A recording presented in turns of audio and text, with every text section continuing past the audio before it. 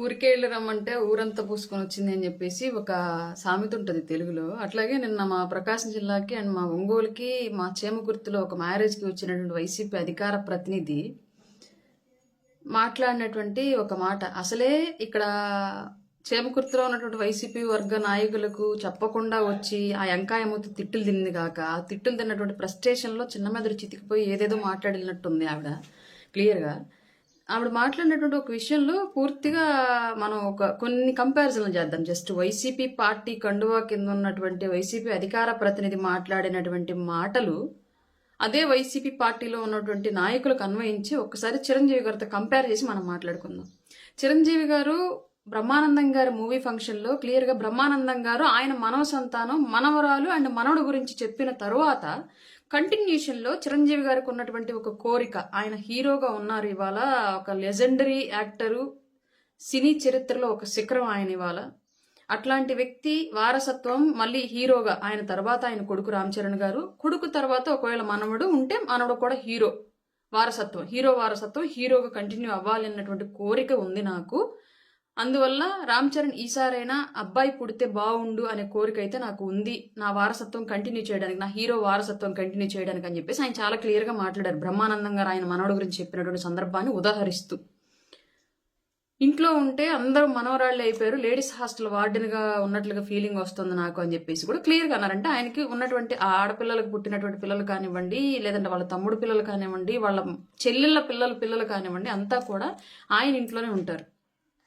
YCP కండవ వేసుకొని మాట్లాడే ముందు ఒకసారి నాయకుడితో కంపారిజన్ చేసుకోవాలి కదా మాట్లాడే ముందు.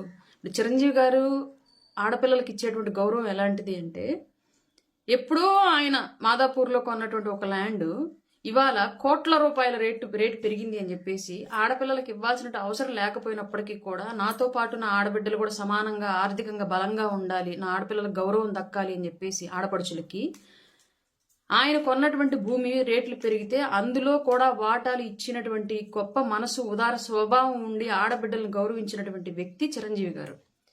ఇక్కడ జగన్మోహన్ రెడ్డి షర్మిల విషయంలో వైఎస్ రాజశేఖర రెడ్డి గారు సంపాదించినటువంటి ఆస్తి ప్రజల సొమ్మును మూటగట్టి ఆయన దోచిపెట్టి మూటగట్టి ఆడబెడితే ఆ మూటలో వాటా ఇవ్వకుండా నీకు పెళ్ళైనప్పుడే కట్న కానుకలు ఇచ్చి పంపించేశాము, నీకు ఈ ఆస్తికి సంబంధం లేదు అని చెప్పేసి తెగదెంపులు చేసేసి ఇవాటికి కూడా ఆవిడ మీద కోర్టుల్లో కేసులు వేసి ఆవిడని ఇబ్బంది పెడుతున్నటువంటి వ్యక్తి జగన్మోహన్ రెడ్డి. ఇక్కడ ఎవరు వారసత్వం అంటే అబ్బాయిలేనా అమ్మాయిలు లేరా అని చెప్పేసి అడగాల్సినటువంటి రైట్ ఎవరికి ఉంది? అసలు వైసీపీ కండువా కింద నీకుందా ఆ రైట్? రెండోది, ఆడపిల్లలు ఇంటి నిండా ఆయన చెల్లెళ్ళ పిల్లలు, ఆయన ఆడపిల్లలు, ఆయన ఆడపిల్లల పిల్లలు, ఆయన తమ్ముడు పిల్లలు అందరినీ ఇంట్లో పెట్టుకొని గౌరవంగా జాగ్రత్తగా ప్రేమగా చూసుకునేటువంటి వసుదైక కుటుంబం లాంటి కుటుంబానికి పెద్దగా ఉన్నటువంటి వ్యక్తి చిరంజీవి గారు. ఇక్కడ మన నాయకుడి పరిస్థితి ఏంది? మన జగన్మోహన్ రెడ్డి గారి పరిస్థితి, ఒక చెల్లెలు తండ్రిని చంపించి ఇవాళకి ఆ చెల్లెల్ని ఇబ్బంది పెడుతూ ఉన్నారు.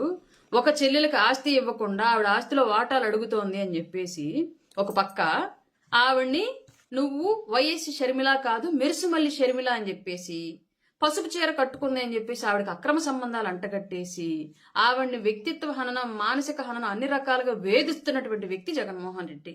ఇక్కడ ఎవరు ఏ పార్టీ కండువా కప్పుకొని ఎలాంటి క్వశ్చన్లు అడగాలి? జగన్మోహన్ రెడ్డి కండువా కప్పుకొని ఇట్లాంటి మాటలు మాట్లాడడం ఏంటి?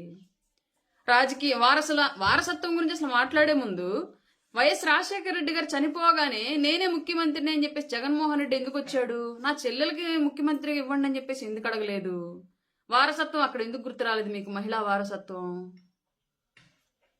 సంతకాలు పెట్టించినప్పుడు షర్మిల గారిని ఎందుకు సంతకాలు పెట్టించలేదు? షర్మిల గారి కోసం ఎందుకు సంతకాలు పెట్టించలేదు? అలాగే జైల్లో ఉన్నప్పుడు పాపం ఆడబిడ్డ పార్టీని మోసింది, పార్టీని నిలిపింది, పార్టీని నడిపింది అని చెప్పేసి అదే ఆడబిడ్డకు గౌరవం ఇచ్చి ఎందుకు అధికారంలోకి వచ్చిన తర్వాత ఆవిడకి ఎలాంటి పదవి ఇవ్వలేదు? రాజకీయంగా ఆవిడ పవర్ సెంటర్ గా ఎదిగిద్దనే కదా, వైఎస్ వారసత్వాన్ని ఆవిడ నిరూపించుకునిద్దనే కదా ఆవిడ అనవసరంగా తొక్కేసి బయటకు పంపించేశారు. అప్పుడు ఎందుకు గుర్తు రాలేదు మీకు? షర్మిలాకి ఎందుకు ఇవ్వలేదు మీరు? మహిళని చెప్పేసి మహిళని చెప్పి దూరం చేస్తున్నారని చెప్పేసి ఇదే నోరు ఎందుకు జగన్మోహన్ రెడ్డిని క్వశ్చన్ చేయలేదు? ఇంకా ఏమో వాయించిందని చెప్పేసి పిచ్చి పట్టినట్టుగా పిచ్చి మాటలన్నీ కూడా వచ్చి చిరంజీవి గారి విషయంలో మాట్లాడితే వేరేలాగా ఉండిద్ది అన్న విషయం వైసీపీ వాళ్ళు గుర్తుపెట్టుకోవాలి. చిరంజీవి గారు ఉదార స్వభావాన్ని, మహిళలకు ఆయన ఇచ్చేటువంటి గౌరవాన్ని, ఆడబిడ్డల్ని ఆడపడుచుల్ని ఆయన చూసుకునేటువంటి విధానం రాష్ట్ర వ్యాప్తంగా ఉన్నటువంటి అందరికీ తెలుసు.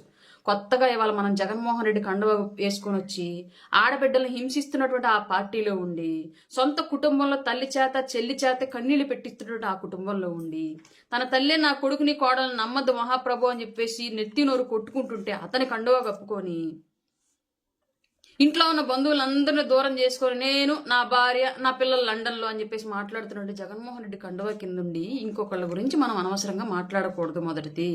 రెండవది, సినిమాలు వేరు రాజకీయాలు వేరు, సినిమా వేదికల మీద రాజకీయాలు ఎందుకు మాట్లాడతారని చెప్పేసి క్వశ్చన్ చేస్తున్నటువంటి వైసీపీ పార్టీ కండువా మెడలో ఉంచుకొని సినిమా వేదిక మీద ఒక సినిమా అగ్రనట్లు మాట్లాడిన మాటల గురించి ఇవాళ రాజకీయ పార్టీ కార్యాలయాల ప్రెస్ మీట్లో మాట్లాడకూడదు. ఆ ఎంకాయమ్మ తిట్టడంలో తప్పే లేదు. ఈ విషయం బాగా గుర్తుపెట్టుకోవాలి. ఏ వేదిక ఎలా వాడాలి.